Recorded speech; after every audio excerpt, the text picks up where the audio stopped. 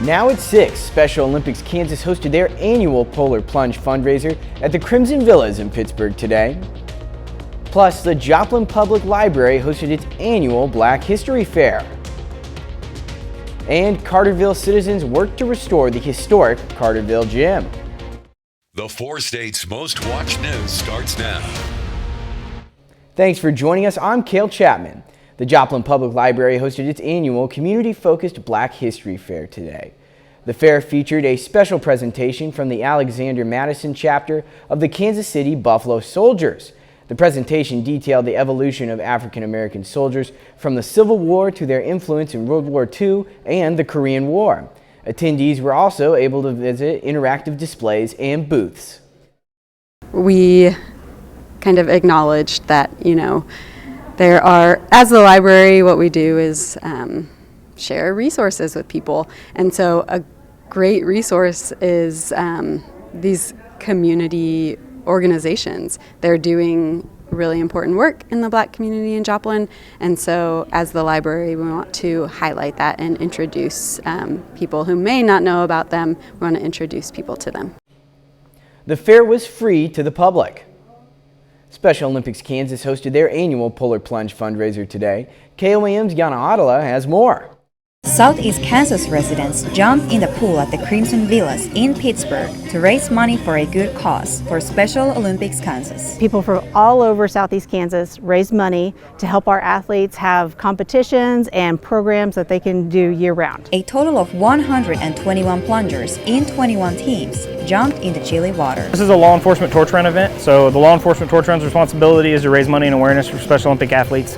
So police officers from all over the world do events like this, and this is just one of our largest events in Southeast Kansas and brings in a lot of money. Participants are excited about the event and helping the community any way they can. It's pretty darn cold. I think that we were lucky that it was sunny out, and we're happy about that, but we're happy to be here to participate and support the Special Olympics and do our part to be a good part of the community and to be a good neighbor. Fletcher says the amount of participants is bigger than it has been for a long time. They also have well over 20 sponsors to help the athletes' journeys. Athletes mean so much to us, and we want to make sure that they're able to have these programs and these competitions and that it's free of charge for them, and so that we want to be able to provide these different things for them so that they're able to get out into the community and be celebrated for the talents and skills that they have. In Pittsburgh, Yana Haudala, KOAM News. Officials estimate that at the end of the day, they have collected over $30,000 for Special Olympics Kansas. Carterville citizens gathered today to restore the historic Carterville Gym and Community Center. Volunteers painted windows, repaired ceilings, and lighting fixtures. Volunteers sourced material donations from vendors, so the repairs were at no cost to taxpayers. Work began remodeling the lobby, hallway, and community room in November. Yeah, to me, it just warms my heart that my vision, I guess if you want to call it anything, from years past is,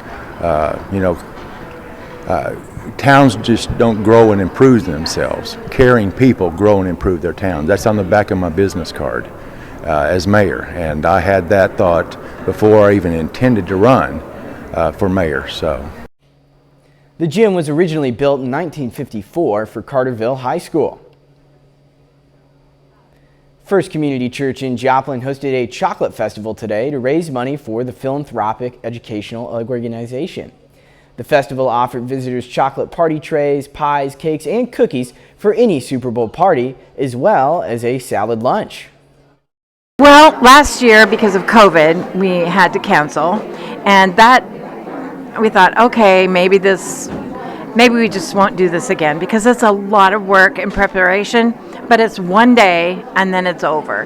And so brought it up, and they said, oh, of course we're going to do the chocolate festival, and we had some plans that got canceled. So, and then we were worried we might not, people would forget about it or not ever, but nope, they didn't. The philanthropic educational organization provides educational opportunities for women. Meteorologist Sam Lane joins us now for a first look at the weather. Thank you very much. It was a beautiful day across the area. Light winds, lots of sunshine, and warm temperatures for February. Radar is clear, but that's going to be changing as we go into the early part of next week.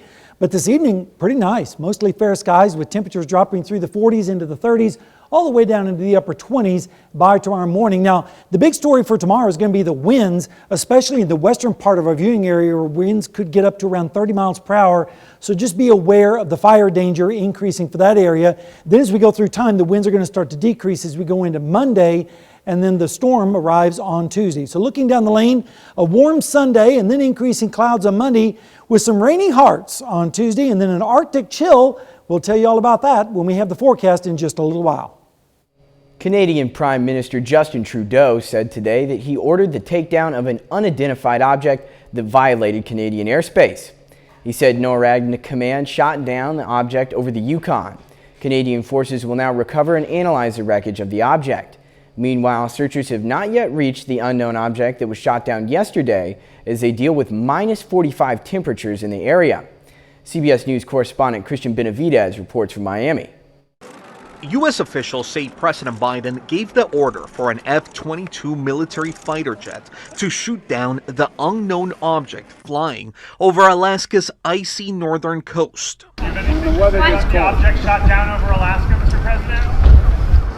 Success. But as investigators work this weekend to gather more information, the object's origin and purpose remains a mystery. We do not know who owns it, whether it's state-owned or corporate-owned or privately owned. We just don't know. White House National Security Council spokesman John Kirby said the device, described as about the size of a small car, was flying at some 40,000 feet and presented a reasonable threat to the safety of civilian flights. Last Saturday, Air Force fighter jets downed the much larger suspected Chinese spy balloon off South Carolina's coast after it crossed the continental United States. What is concerning is that it was yet another unidentified object violating U.S. sovereignty. Republican Alaska Governor Mike Dunleavy says the Chinese balloon should have been taken down much sooner. In a statement, he says there is very little margin for error. Russian territory is only a few miles away. We are the one state closest to the Korean Peninsula and China. Alaska is truly on the front lines. Christian Benavides, CBS News. Coming up, a California pipeline leak shuts down deliveries for Las Vegas. Plus, theft has put one of the most famous cars in America in a sticky situation. A leak in a fuel pipeline facility in California forced a shutdown of deliveries of gasoline and diesel from the Los Angeles area. Pipeline operator Kinder Morgan said the leak was discovered Thursday afternoon. Both its CalNev and SFPP West pipelines were shut down while the operator worked to resolve the issue. Officials said Friday they believe supplies would not immediately be affected. The catalytic converter thefts in Nevada put the bite on one of America's most famous hot dogs overnight. Those driving the 27-foot-long Oscar Mayer Wienermobile said it was stolen in a hotel parking lot. Ryan Matthey gets into the messy details. The Oscar Mayer Wienermobile was just looking to catch up with Las Vegas this weekend, but what was once cooking underneath it was stolen, joining an already stuffed problem in the valley. It was here overnight that those driving the 27-foot-long meal on wheels woke up to some stalled buns. The hot dog was right here. Yeah, exactly right here. Bensky off Hacienda and Decatur towed it here. Imagine like a huge, gigantic hot dog in the middle of your bay. BART's administrator, Joseph Rodriguez, says not only was the catalytic converter stolen, but so was everything leading up to it. There's like gaskets there that you need to reseal the converter, and then there's sensors all along that area to regulate the heat and temperature of the system. Those are all gone as well. They tear that apart to get to what they want. The car part containing precious metals used to filter out harmful exhaust emissions into safe gases, sawed off and illegally sold for thousands. They literally just saw it off, take it, run. Yep, absolutely. A growing problem nationwide. In Las Vegas, Metro Police reporting over 2,600 thefts in 2022. State Farm reporting over 43,000 thefts nationally through July 2021 to June 2022.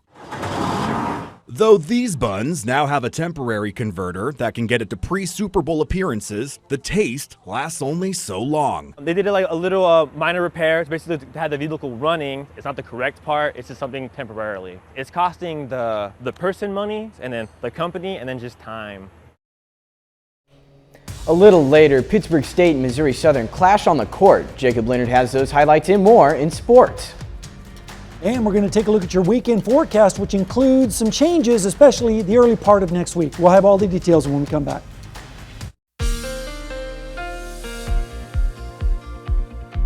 Well, friends, we have started off the weekend great with lots of sunshine, light winds, and warm temperatures. And that's a great thing for the month of February, or the first part of the month. And we're heading towards the middle part of February. Of course, Valentine's Day is coming up pretty soon. Nice night shaping up in Seneca, Missouri at Indigo Sky Casino and Resort. Nothing but blue skies this evening, and that's going to continue for most of tonight. All right, yesterday we were 37, so that was a massive improvement to today. 26 for the low. The average temperature around 49 degrees for a high and 28 for the low, and of course the record's 82. Back in 2017, we're above normal on precip so far for this year. Temperature right now in Joplin, it's 48 degrees. Feels like 48, but notice the dew point's down there at 16, and that means a very low humidity of 28%. Thank goodness the winds are calm. But as we go through tomorrow, the winds are going to start to pick up ahead of the next storm system, and that storm system is developing across the Rocky Mountains. Then there's another system behind that one dropping along the west coast. You can kind of see the spiral here.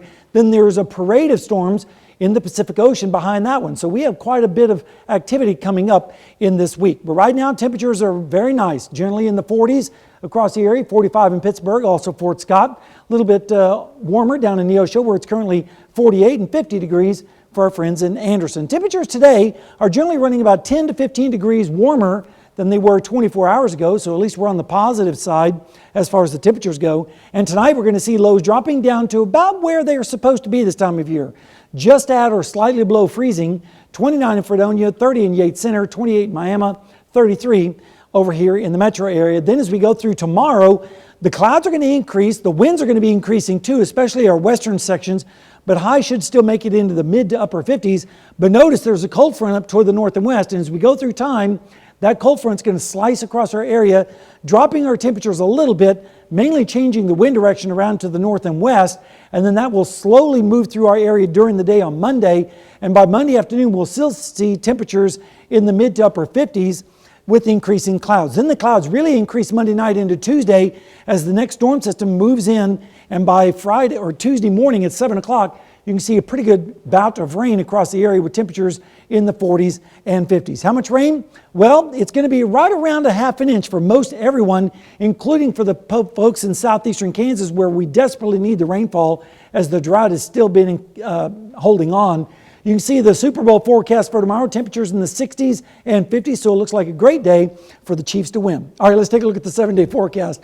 Tomorrow, nice day across the area, 59 for the high, and then Monday, 57, and then Tuesday, rain in the morning, and then maybe a mixture late Wednesday night and early Thursday morning. Of course, we have to be reminded it is still winter, and then significantly colder on Friday with a high of only 39.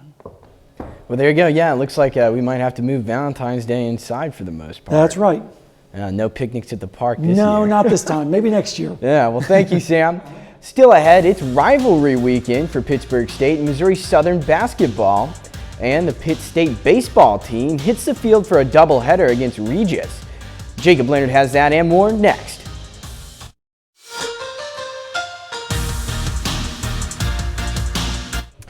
Well, this weekend is rivalry weekend for Pitt State and Missouri Southern basketball. The Gorillas host the Lions today in their second meeting of the season. On the women's side, it's a battle of two of the best in the MIAA. Both teams 14-4 in league play. Missouri Southern enters on a 9-game winning streak. Early on, Maddie Stokes working inside, scores and the foul. 11 points, 12 boards for Stokes. Southern opens the game with a 7-0 run. Late first though, Tristan Gegg gets the hot hand, knocks down threes on consecutive possessions. Game tied at 17 after 1. Gegg leads PSU with 14. Elaine Skiles really good for Southern early, 3 here. Skiles hit her first 3 threes of the game, finishes with 13. Other end, Gegg, outstanding pass to Corinna Gerber, 13 and 10 for Gerber. Pitt State leads 38-30 at half, and in the third quarter, Gorillas catch fire. Aaron Davis, 3 from the corner. Then Grace Pyle drives and scores. She gets 12 today. Jenna Shipley, great for the Gorillas, bucket and 1 here. Shipley, 11 off the bench. Pitt State got the lead to 20 in the third. But Lacey Stokes not going down without a fight. She scores 16, all of them in the second half. Lions cut the lead to 6 in the fourth, but the Gorillas hang on to win 74-64 to sweep the season series from the Lions.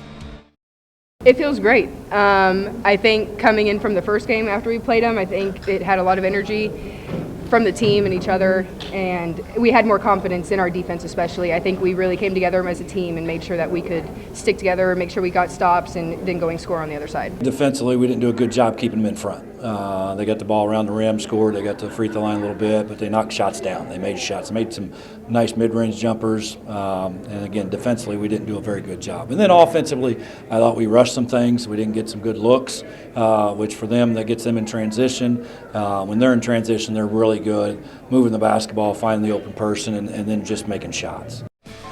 To the men's game now, Southern trying to sweep the season series from Pittsburg State this afternoon. Hot start for the Gorillas. R.J. Forney, 3 from the far side. Forney hits 5 threes, finishes the game with 17 points. Then Albert McBride finishes in transition there. McBride also with 17. Pitt State opens on a 17-2 run. After that, though, just a back and forth slugfest. Christian Bundy steps out for 3. Bundy scores 15. Marquis English has the response. Top of the key. English leads Pitt State with 26 points, goes 6 for 10 from deep. Check out Tane Prichter here, cleaning up the miss with the big putback jam. Prichter goes for 12 and 10. Winston Desiso, high score tonight for Southern. Smooth pull-up, he gets 20. Game went to overtime. Missouri Southern finishes it off tonight, 103-93. Well, the Pittsburg State baseball team won their home opener last night, beating Regis 5-1 in Game 1 of a 4-game series. Now, those two teams right back on the field today for a doubleheader in Pittsburgh. Now, starting with Game 1, Pittsburg State looking for their 3rd straight win. Now, things were really good early. Kaysen Long gets out of a jam in the top of the first with a big strikeout. Then in the bottom half, 2 on for Nixon. Brannon turns on this one, drills it to left. Way out there, puts it off the street. 3-run jack for Brannon. Gorillas go up 3-0. More from Long on the mound. Second inning, another strikeout to end the inning. He strikes out 6 in just 3 2/3. Back to Nixon Brannon, though. He had that 3-run jack last at bat. Very next pitch he sees. Does it again with 2 on. The Gorillas go up 10-0 in the third today, but things go sideways fast. Regis gets 10 in the 5th, and they rally to beat Pitt State in Game 1, 14-11. So in Game 2, Gorillas try to bounce back from that and split the day. They are able to get it done, winning 6-4. Nixon Brannon, another big game. He goes 2 for 4 with 3 more RBIs. Missouri Southern also playing a doubleheader, facing Delta State today. Lions try to bounce back after dropping Game 1 of the series last night. The first one today, Southern wins a good one, 5-4. Matt Miller and Ethan Clark each pick up a pair of RBIs for the Lions. Now then in Game 2, that one actually still going. Missouri Southern trails it 3-2 in the top of the 7th inning. Matt Miller is 2 for 3 with a double, a home run, and 2 RBIs. And that's it for sports. We're back after this.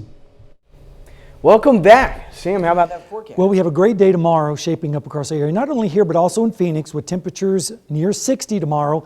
A little bit on the breezy side. Then we have rain moving in for Valentine's Day, especially in the morning. Then maybe a mix over late Wednesday into early Thursday. And it gets cold as we head towards Thursday and Friday. But we come right back into the 50s, close to 60 early next week with another chance of rain. Awesome. Thank you, Sam. Leonard, how about that sports update? Don't change the channel. Our Chiefs Countdown special airs right after we're done here on KOAM. 30 minutes, all Chiefs content. Of course, Super Bowl tomorrow. Kickoff at 5:30 p.m. on our sister station, Fox 14. Sounds great. That's our time for now. Thanks for making us a part of your night.